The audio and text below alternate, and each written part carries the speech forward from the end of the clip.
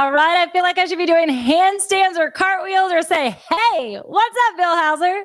Bill Hauser is that person. He is incredible. You guys are going to have so much fun with him today. He's a marketing magician by name, but also by trade. He's a speaker, a motivator. He is a husband.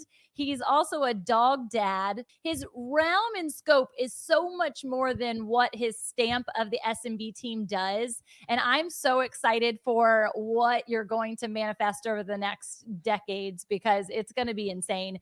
Yeah, I'm excited to deliver. And you're gonna notice, everyone listening, the energy is gonna go like this, and then it's gonna go hockey stick up, and then it's gonna stay up there. So it'll be interesting to see when that inflection point happens. I want you to serve this audience. And it's an audience of founders, innovators, and trailblazers. So building business is not new to us, but I think that it's changing. It's ever changing in how we can do it. And you have such a creative, that's where that magician mindset comes into play. You have a creativity that I think needs to be infused into the people listening. And so I want to hear how and why you do the things that you do.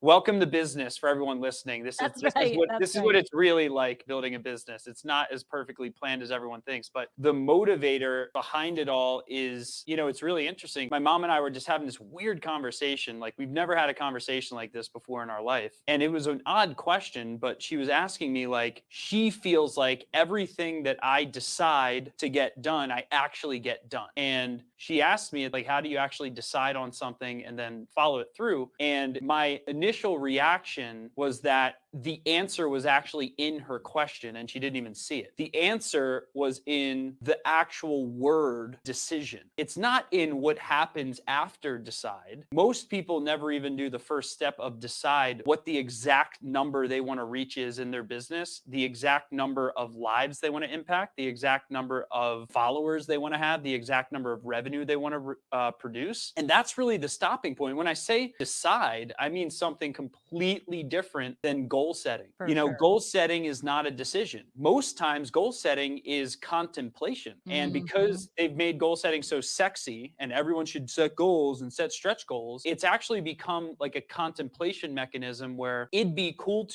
nice if whenever you hear that clause before a statement, the statement that follows it is not a decision, it's a contemplation. And most people actually are talented. Like, with the access to information we now all have, most people can be talented. They have more opportunities than ever to be talented at something. Yeah. And then what happens is most people stop right when their talent just starts to show because their survival needs get met. You start making a little bit of money and then the air conditioners get turned on and you never really reach your full potential. You just reach the first little inkling of your talent. I had to take and strip away my idea of goals and cement them in order to decide that they would happen. So, like, a lot of times people will set goals based on what other people have done. When you set that deadline, when you set that decision out to the world, it's a fact at that point. Not a fact because it's been realized, but a fact because it's going to happen.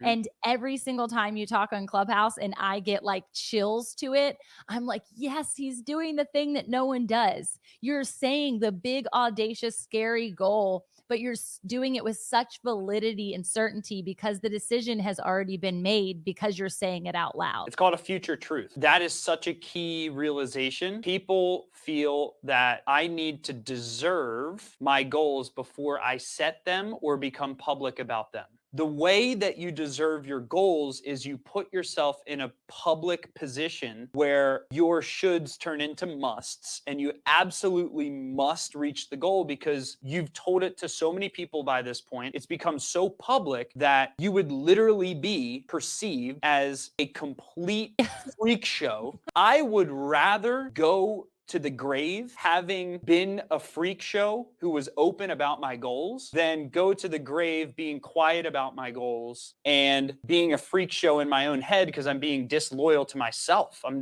being dishonest to my full potential. And I think there's a balance here, though. Yeah. The balance is like when someone says, I have $1 billion idea. a lot of successful entrepreneurs will smirk and kind of cringe their eye like this a little bit, because if the person doesn't have statistical significance or proof of some track record, show me something that can allow me to believe this billion-dollar idea, then it's really hard to believe that. And yeah, every now and then there's crazy lunatics who say they have a billion-dollar idea and reach it. But actually, I would venture to guess that if you were to study the language patterns of a Jeff Bezos or a Zuckerberg or even a, Mother Teresa or a Gandhi or whatever, if you were to study the language patterns of people who made very, very huge cataclysmic shifts, most of them started with very specific declarations and claims.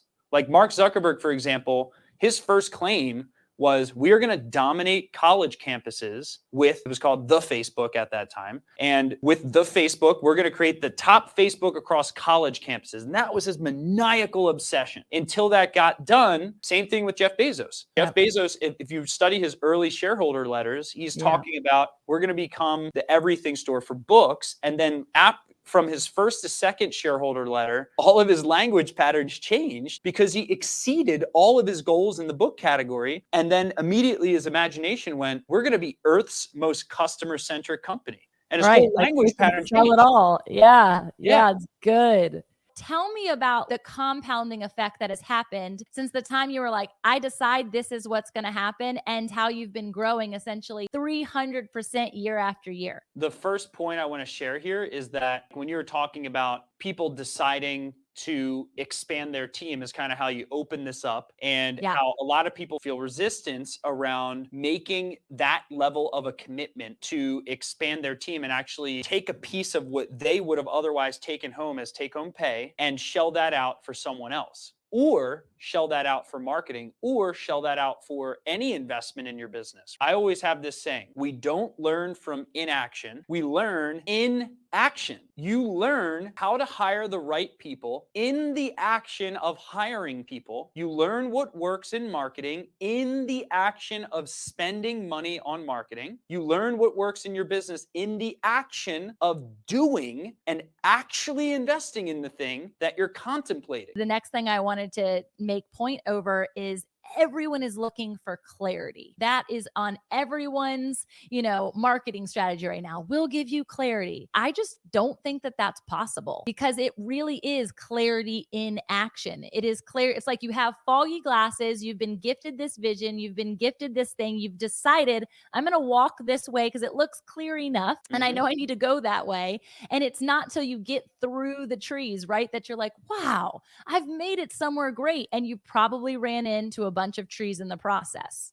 And why do you think clarity is what everyone wants? Like, because that feels so comfortable. I think it's why the best way to get opt-ins is to just give people a cheat sheet. Give them the 8 steps or 8 mistakes to avoid around X topic. Why do people like that? Because it gives them a sense of control. It gives them a sense of, there are 8 completable steps to this thing I need to conquer in my life. But the truth is, everything is always a confluence of variables. It's never 8 steps. It's how your perception of those 8 steps at the minute you read them actually turned into an action plan. And then, did you communicate those 8 steps the right way to the people that are going to help you execute on those 8 steps? Did you read step 1 differently than 18 other people read step 1? Like, how much effort and money do you put behind these 8 steps, right? So they latch on to the need for clarity, because clarity is the #1 antidote to fear.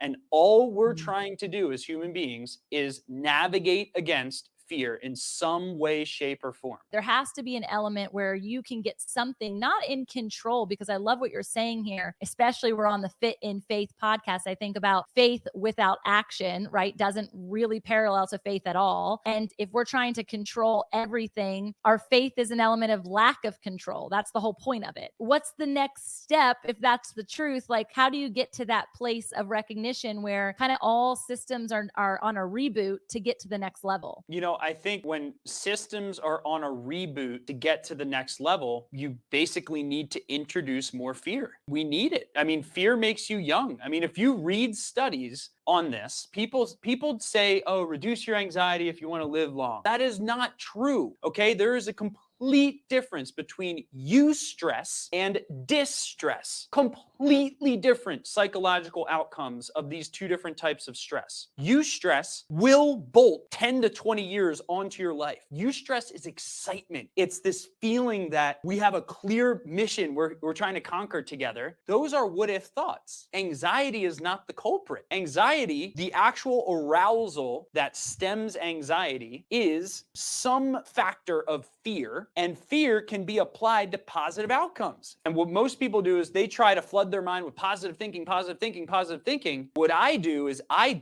stare the negative thought in the face, and I'm just not affected by it. And I just look at it and I'm like, you're not going to control me. The difference between the anxieties that you had mentioned or the stresses that you had mentioned, and ultimately the anxiety that rids people into a place of despair, is like attaching themselves and their identity to that anxiety versus it being like you're showing us now, an object outside of self. You're not attached to that idea at all. It's not who you are, whether it comes to fruition or not. It's still not who you are. What do you think is the inhibiting ability to believe in yourself? Because how could you have believed in yourself if your parents didn't believe in themselves? Where was that lesson cultivated? First of all, the setback is the solve. Solving the setback is the solve in and of itself. If you can identify the setback and solve it, you will have the conviction that you need. The way that I generated conviction, which is also known as self-belief, like conviction in my own dreams, ideas,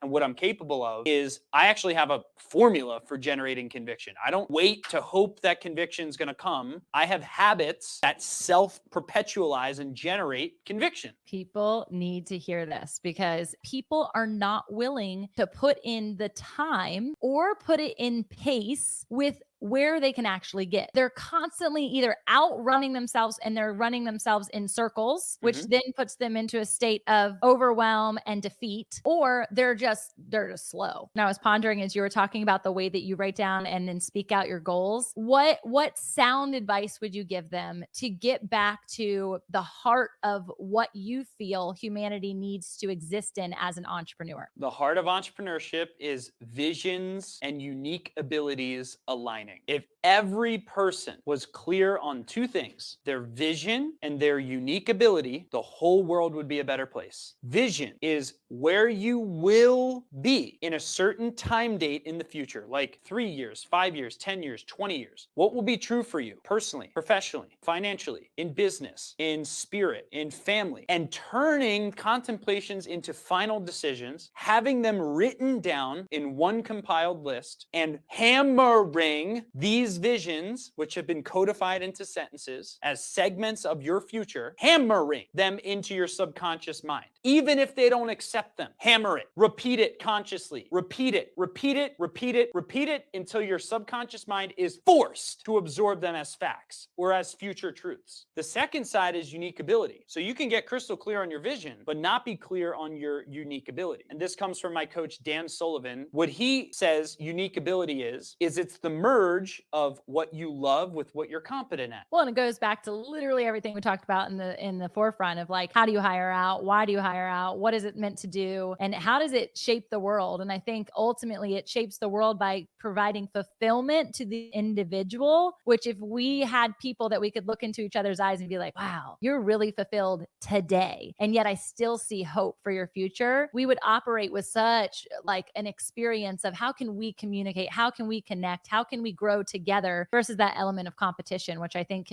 isn't bad to always have competition in some way, shapes, or forms, but it also can inhibit us from truly growing in the humanity side of how business can serve culture. This has been such a cool combo. I could keep talking to you all day, but I get to be with you in less than 48 hours on Clubhouse. So it'll be epic. Bill, you rock. I appreciate you so much. I want people to know, obviously they can go get you and hang out with you and talk with you on Clubhouse, as I mentioned, with Breakfast with Champions. Get on Instagram. You can DM him there. He has so many resources. I want you, even though smbteam.com is where you can get all of their information, all of their Law Summit information, I want you to follow his YouTube, because the YouTube channel is not only dropping information specifically to lawyers, it's dropping just like this for you, me, and every other founder, innovator, and trailblazer. And I know this will not be the last time we hear from you. I'm about ready to read your 6-page letter here in about 4 months. Yeah, I love that. And just to be clear, on YouTube, it's not Bill Hauser. Right. It's SMB Team. It's my company. And yes, we don't release on that channel. We don't release legal content anymore. We only release general entrepreneurship content on SMB Team. So yeah, definitely follow that. And then my Instagram handle is Bill Hauser Biz, Hauser Biz. And I will never sell you crypto via DM. I have like all these impersonator accounts trying to rip people off right now. So I will never DM you about some crypto opportunity. Again, they're lacking fulfillment. They're lacking vision and unique ability. And so they're trying to steal yours. But my mom always says copying is a compliment. So at least they're stealing your identity. Yep. Bill, thanks so much. Appreciate you. Have an awesome day. Absolutely.